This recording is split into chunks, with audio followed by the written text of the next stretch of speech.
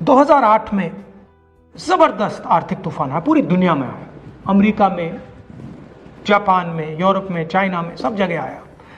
America के bank गिर गए, कंपनियां बंद हो गई, एक के बाद एक कंपनी की लाइन लग गई, बंद हो गई।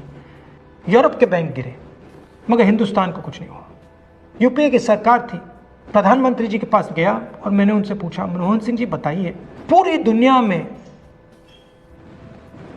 आर्थिक नुकसान हुआ है, हिंदुस्तान को कोई असर नहीं हुआ, कारण क्या है? मनमोहन सिंह जी ने कहा, राहुल, अगर हिंदुस्तान की अर्थव्यवस्था को समझना चाहते हो तो यह समझना होगा कि हिंदुस्तान में दो अर्थव्यवस्थाएं हैं। पहली असंगठित अर्थव्यवस्था और दूसरी संगठित अर्थव्यवस्था।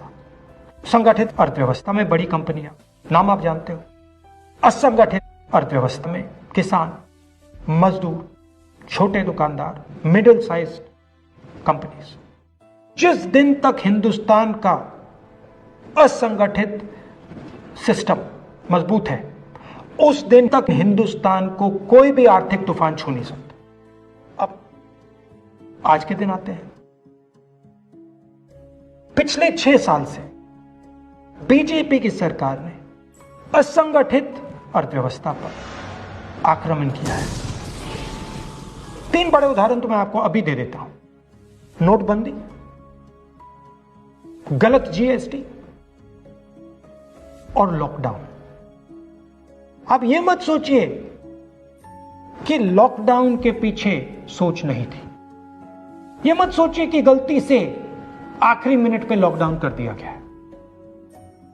इन तीनों का लक्ष्य हमारे इनफॉर्मल सेक्टर को खत्म करने का है।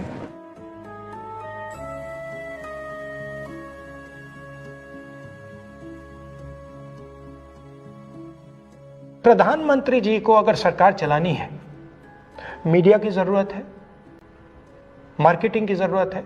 मीडिया और मार्केटिंग 15-20 लोग करते हैं। इनफॉर्मल सेक्टर में पैसा है, लाखों करोड़ रुपए, जिसको ये लोग छू नहीं सकते।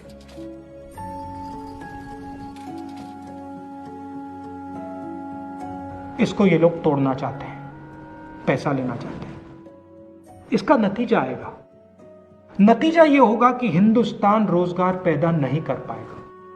क्यों? क्योंकि इनफॉर्मल सेक्टर 90% से ज्यादा रोजगार देता है।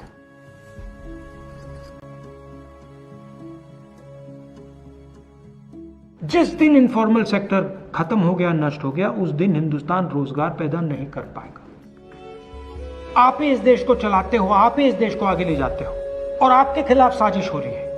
आपको ठगा जा रहा है और आपको गुलाम बनाने की कोशिश की जा रही है। हमें इस आक्रमण को पहचानना पड़ेगा और पूरे देश को मिलकर इसके खिलाफ लड़ना पड़ेगा।